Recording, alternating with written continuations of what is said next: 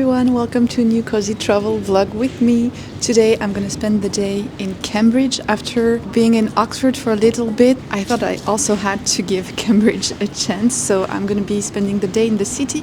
I have a few activities planned, like a guided tour, a boat trip, even if I'm a bit worried because it's pretty cold today. I'm also gonna stop in a few bookshops. So if that's something that sounds good to you, grab yourself a hot cup of tea, get cozy and comfortable, and let's go!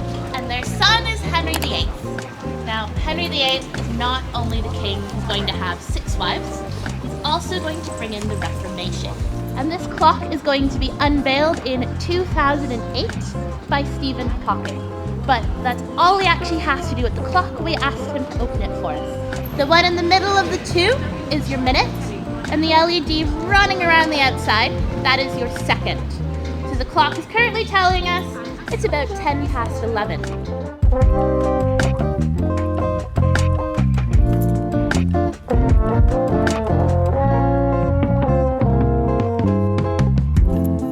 This is where the neutron is discovered.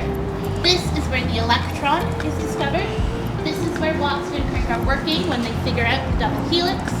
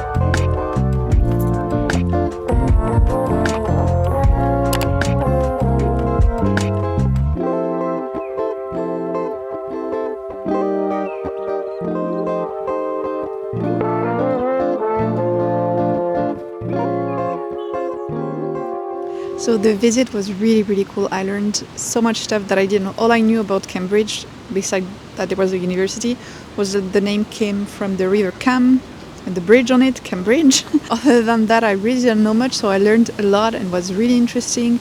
And one of the best part was I didn't take the visit to King's College because it was an extra and it was already a bit pricey. So I was like, oh, I visited a lot of colleges in Oxford, I'm fine. It's gonna be okay.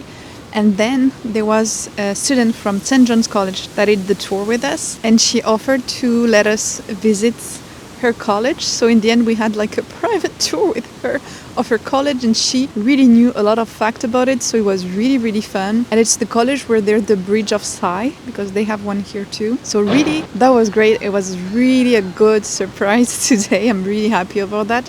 On the not so good side, I had planned to go eat at the old bicycle shop, but because of this tour I was a bit late in my planning, so I decided to go to Fitzbilly's instead, which is like an institution here in Cambridge. And the guide actually mentioned it and said, oh, you can go grab a coffee there and everything. So I was like, okay, I'm gonna go eat there. It was very expensive, I thought, for the food they offered, and they make you pay service fees when you order from machine, so there's not even service at the table. So this was not the best, but I'm gonna focus on the rest of the day. I have a few minutes before I have to be at the boat trip starting point, so I'll see if I can stop at one of the bookshops I saw on my way.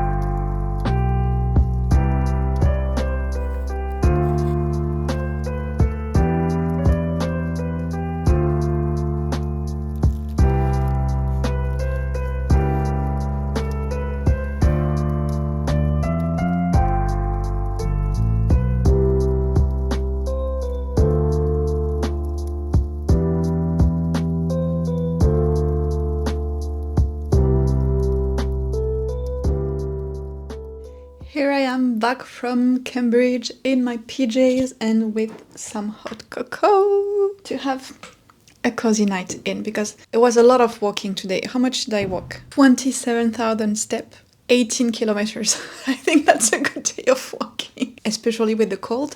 And when I arrived home, I had the surprise to see that sorry, trigger warning blood, that I had opened my toes in some part on the shoes. So my socks, my new very beautiful wool socks, were stained with blood. And I felt the pain when I was walking, but I was like, oh, it's okay, it's okay.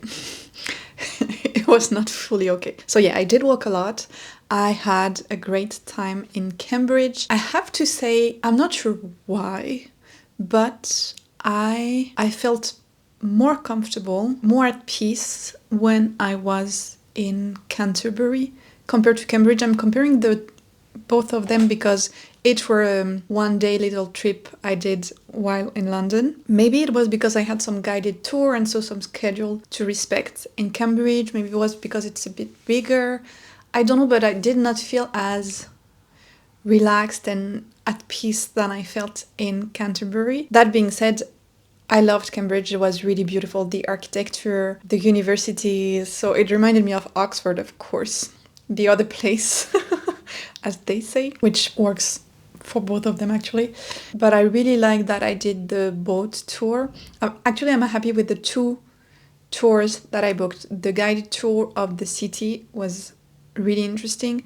And the boat tour, the guide was talking so fast. It was hard to follow, but it gives you a view of the colleges that you cannot have otherwise, because it's in the back, so the back of the colleges, and you cannot enter it for any other way. So you have to be on the river or you have to belong to the college to see it. So that was really nice, and the light was really beautiful when we did it. With my extra layer, I was not cold except a bit on the feet, so that's a win also. I had a good time. My best surprise, I think, was the bodies in the bookshop.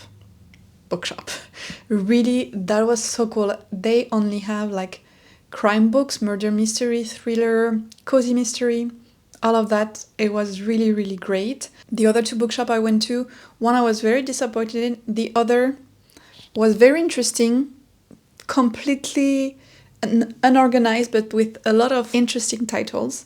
And so I made some book purchases. First, the Busybody Book Club.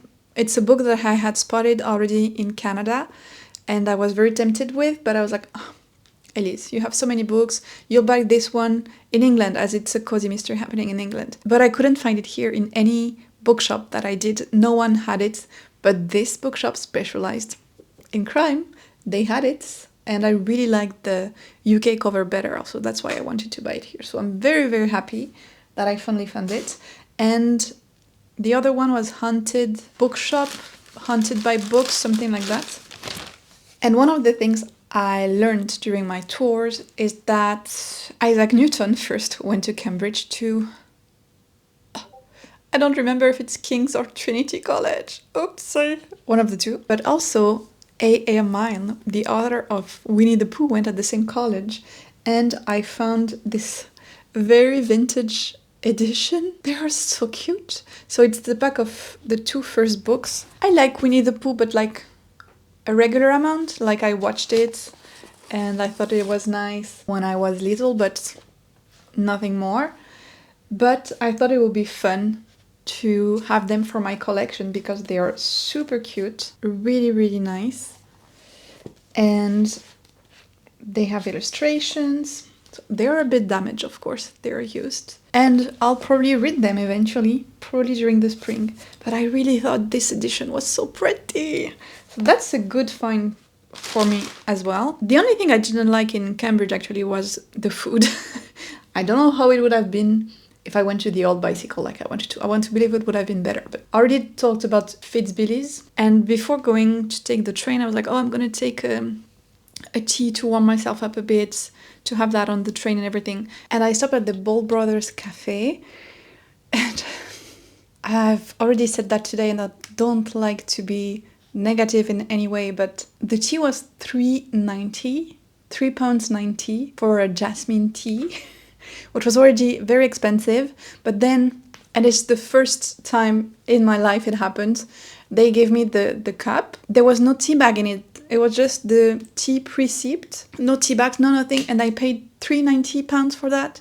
That's more than 7 Canadian dollars for tea. And I don't even have the tea bag. But also, it was bitter. Like jasmine tea, you can't let it steep too long. And they did, and it was bitter. So I had to force myself to drink it because it was so expensive. But not a good way to end the day in Cambridge. So the food part is not gonna stay with me, or at least not in a positive light. Other than that, I'm really happy about how the day went and everything. And now I'm gonna relax with my cocoa and watch some more Miss Marple. I hope you enjoyed this new day of travel with me, this little cozy vlog discovering Cambridge. Let me know what was your favorite thing. Thank you again for watching this vlog, and I hope to see you very soon in the next one. Kisses!